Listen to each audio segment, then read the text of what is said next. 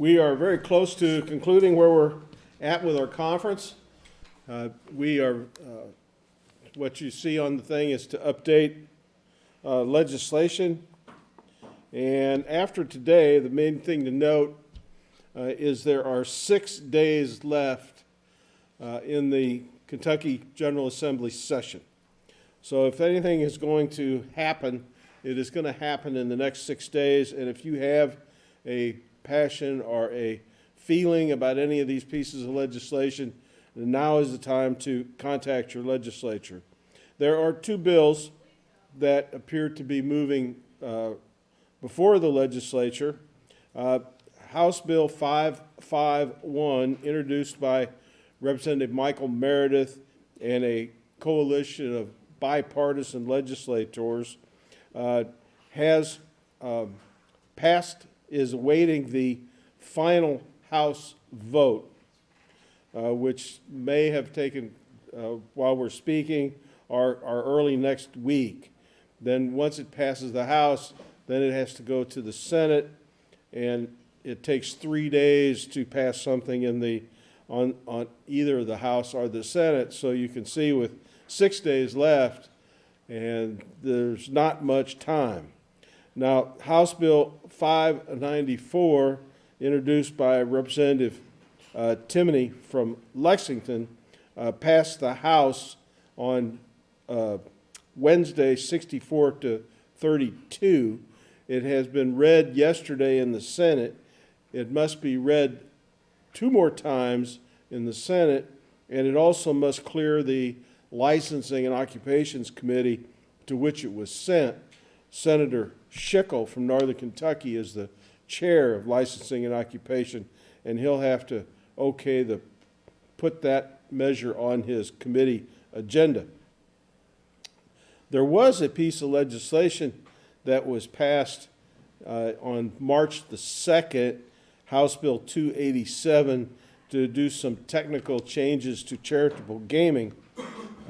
It passed the House 94-0, was sent to the Senate, assigned to the Licensing and Occupations Committee there, and there has been no action since, which tends to indicate that there's not any enthusiasm in the Senate to do anything about that legislation. The other pieces, the most notable other legislations, 2 pieces to legalize and regulate the gray machines or the skill games. And let me just say briefly, I don't care what they call those machines, they are gambling. They meet the definition of gambling. Therefore, they should be regulated, if not eliminated.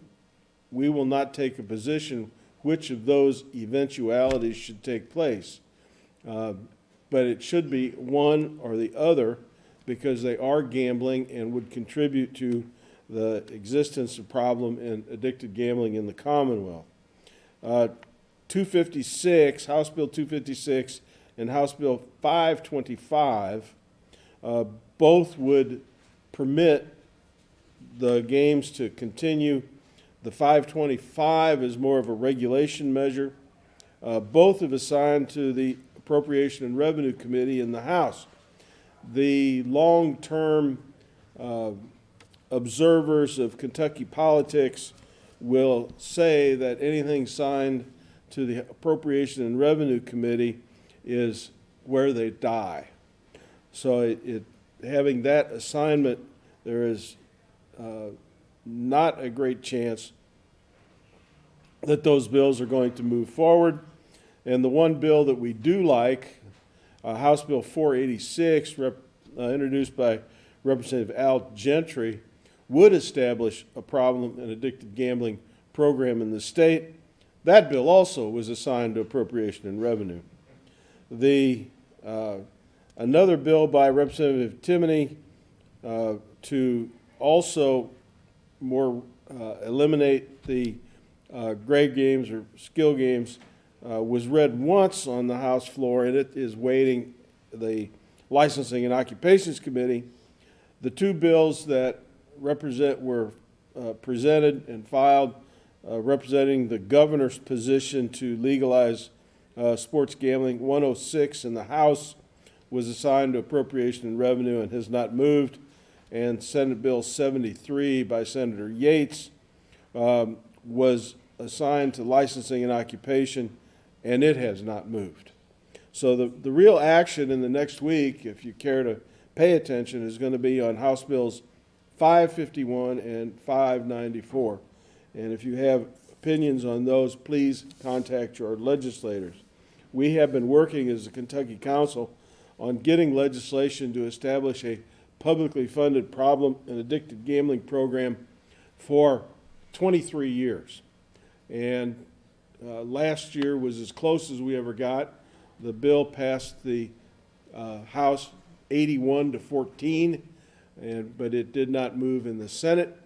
We have been talking to some legislators who do understand what the issue is and the purpose of what we're trying to do, and have assured us that because they're money bills in odd years, that it requires 60 votes in the House, 60% of the House and the Senate voting in favor to change legislation, because money bills in the odd years require the supermajority vote. So there is some, if it does not happen this year, we have assurances that next year, when the budget bill is debated, that there will be efforts to adopt problem and addicted gambling, a publicly funded program in the state. We are continuing to work for that, continuing to advocate that, and welcome any assistance that any of you all can provide to work towards that end. That's the legislative update. We appreciate everybody being here, your attendance. If you have any questions or need any information about the Kentucky Council or objective information about gambling in general, please don't hesitate to contact me, KMSTONE1951 Our general website is KYCPG.org. We also have a very simple one-page website for you to use. It has a self-test on it, assessment that you can look at and have clients look at very simply, and that is kygamblinghelp.org. kygamblinghelp.org. It's just a one-page, simple website with some information to get people directed to help. We have covered a lot of waterfront in the last day and a half. We're all probably a little bit mind-numbed by all the dump of information that you've all had. We appreciate those who have been here, your attention and your persistence. We also very much appreciate those who are watching virtually. I don't have the numbers. I can tell you yesterday that we had 70 distinct IP addresses that participated in the conference. So thank you very much for those of you who are virtual and online. Is any questions? Yes, Kurt? Is this program going to be available on our website, or? Not on the website, but we will be able to maintain the YouTube address for access in the future. There's a great deal of information that just couldn't be assimilated. We need to review. That's correct. I understand fully. So we'll post the YouTube addresses on our website and make those available for folks if they are still interested in seeing this information. The caution is, if you didn't register for the conference, we're not able to give you CEUs, but the information will be there. Any questions from anybody? Thank you very much. I'll declare the conference adjourned.